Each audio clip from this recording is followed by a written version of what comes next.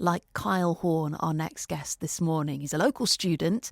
He's photographed stars like Katie Tunstall, Ray and McFly.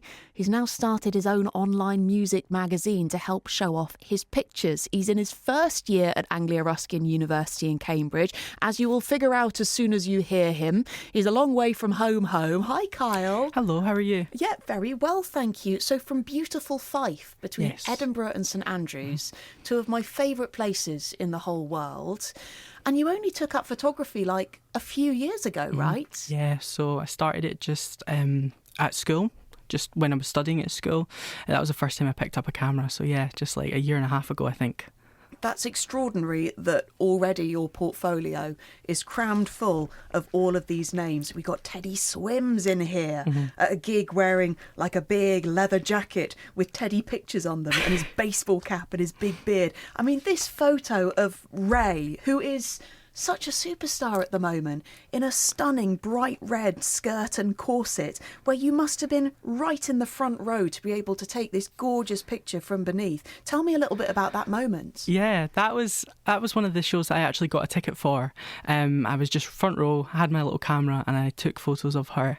And then I took, I don't know, maybe 300, edited them, found that one, really loved it. And yeah, it was a great show. How did you manage to get so close to the front? We queued. So we queued from, I think, 2 o'clock up until doors, which was like 7. So it was a long day. Okay. And where was the gig? Glasgow, so the O2 Academy. Right. Yeah. Was the weather very Glasgow? Yes. It wasn't great. So queuing for what, like 6 hours in the cold? Yes. But to get that photograph? Yeah. Worth it. It's just stunning. How did the music photography start for you? It was, I think, so after COVID, during COVID, I had listened to music and found out what I liked, what I didn't like.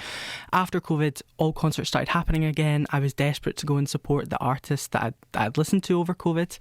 And then went to these concerts, realised that actually I was going to take photos, I was going to take the videos. And so I wanted to turn that passion into a profession and become a music photographer. And so I requested concerts, and yeah. So some of them you go to sort of in a capacity as a photographer, and then some like this Ray one, you just buy the ticket and you go along and see what you can do. Yeah. So in fact, that's what I'm doing tonight. I've got a show tonight in London. So yeah, I've got a ticket. I'm going to take my small camera and see what I get. Excellent. And when you say a small camera, what kind of thing do you use to take your shots? So it's like a traditional compact camera that it doesn't have a lens that you can take off, and those they allow in concerts. Okay, and that's the kind of camera that you took some pretty impressive photos of Taylor Swift on. Yes. Kyle, tell me a bit about that. Oh, that was an experience. That was really fun. So we didn't really queue for long. We went to the show, took the photos, and yeah, it was really mad.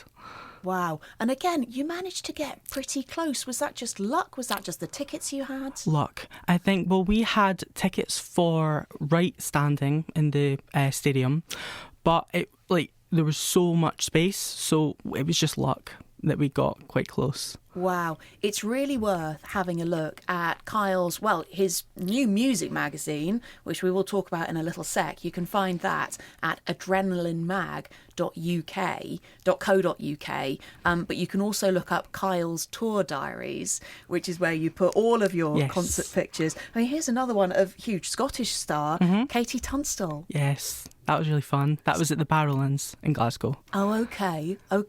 And talk to me a little bit about that gig. So I shot that for Discovery Music Scotland. It was a very last minute. I think they had someone and then I picked it up. And so I shot that for them.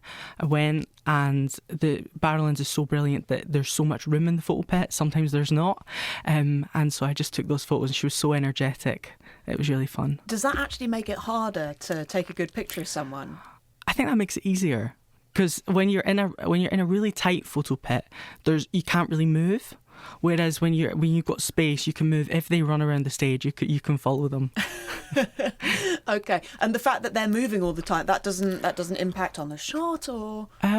Not really. I think it kind of, you take thousands of photos sometimes and then you just edit them all and find the ones that you like the most. But sometimes they're so energetic, they're darting about the stage. So I'm fascinated by this. You're 18, you've been doing this for a little while, so you'd have been even younger when you were taking some of these photos at, say, Barrowlands in Glasgow, which is like an iconic venue. I mean, what do the other wizened music photographers in these photo pits think when you pitch up? Oh, I'm not sure. I shot one, and I think I shot one in the Hydro in Glasgow, the huge arena, and there was an older guy there, and I think he kind of looked at me like, "Are you supposed to be here?"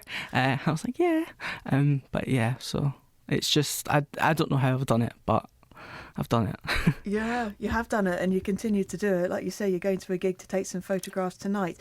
We're having a chat with Kyle Horne, who's in his first year at Anglia Ruskin University in Cambridge. He's 18 years old, a very keen music photographer. He's already photographed stars like Katie Tunstall, McFly, Teddy Swims, James Bay. This portfolio in front of me this morning, Kyle, some really, really wonderful shots. Thank you. Thank you so much for coming in. What do you think makes an artist great to photograph? Oh, a lot of it's about the energy that they have, that they just like come off with, and so I'm not sure. I think it's maybe their movement, maybe the way they interact with the audience, but I think it's like their natural energy that they possess that kind of, I don't know, it makes them exciting. Sort of a magic factor. Yeah. And what do you think makes like a really good photograph? You know, I look through all of these pictures and I think, wow, they're amazing. But like, which are the ones you really like? I really like photos that are really sharp and crisp. I think that's just me. Whereas my lecturers would say they like really artistic photos. But I love like when you can see all the detail in a photo. But in terms of concerts, I think if you show the atmosphere, if because it's just a still image, you're not really experiencing it. So if you can provide an experience where maybe it's a full landscape photo where you've got the whole band in, or something like that then they can see it and like it.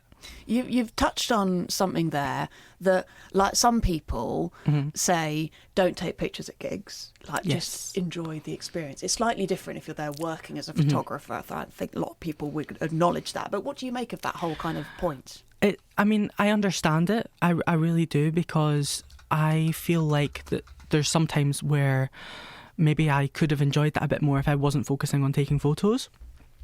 But at the same time, I don't think it's for other people to dictate. I think unless it's the artist and they're not comfortable with it, but everyone has phones in their pocket nowadays. Everyone can take photos. Well, not at a Kate Bush gig. She makes them hand them in, doesn't she? Does she? Yeah, she does. When she did a comeback gig, I think it was the Hammersmith Apollo or something like that, and everyone had to put their phones in like a big box before they went in. My goodness. Yeah, you might have to do the same with your camera as well. Unless she wanted some photos for presumably the next gig. Now, you're not just taking photos like for the fun of it nowadays. You've got your own online music magazine to fill. Tell us a bit about that. So I started that with my friend who's also a photographer. She's based kind of near Birmingham. And so we started this magazine together. For me, it was more, I felt that there needed to be something that was fan-centred, that connected both the fans and the artists. And so on social media and things, we are collaborating our posts with the fan base's accounts and things like that. So it's connecting the fans with something, making them find somewhere that they can almost call a home in a way, that they find some magazine that they can connect to, follow, and a mix of genres, a mix of artists, but really like the content. Okay, it's called Adrenaline. You can find it online, adrenalinmag.co.uk. You're studying in Cambridge. What do you make of the music scene here? I haven't actually explored much of it. I've seen some concerts and some listings online. During summer, it's something I definitely want to do, go to the Horne Exchange or go to the Junction. But just with uni and everything, I've been so swamped with all the work. Yeah, and also settling into an all-new city. Yes. When you're a long way from home. Who would be the dream subject or the dream gig? Who would you really love to photograph? It changes all the time, but for now it's Jade from Little Mix, as she started her solo career. I really like her mix of pop and how she's just put her own spin on it. So I think I'd love to photograph her. Okay. Well, I wouldn't be at all surprised if at some point in the near future this portfolio contains some photos of her. Kyle, congratulations on all of these fabulous bits of work Thank that you've you. already produced. And yeah, very, very good luck with the future. What's like the dream job? What's the goal going forward? What do you think it looks like for you? I mean, it changes because I've got the magazine, but I think working with an artist and, on all their campaigns, so on their album artwork, if they're on a magazine, their front cover of the magazine, their shows, going on tour, travelling, exploring different cities. I think that is the dream. Fabulous. Jade Thirlwell, if you're listening, I have a feeling he would be available. Kyle Horne, 18 years old, in his first year at Anglia Ruskin University in Cambridge, one of the founders of Adrenaline Music magazine. And you can find all of his photographs, and some of them, they'll take your breath away that they were taken by a teenager. Look online for Kyle's tour diaries.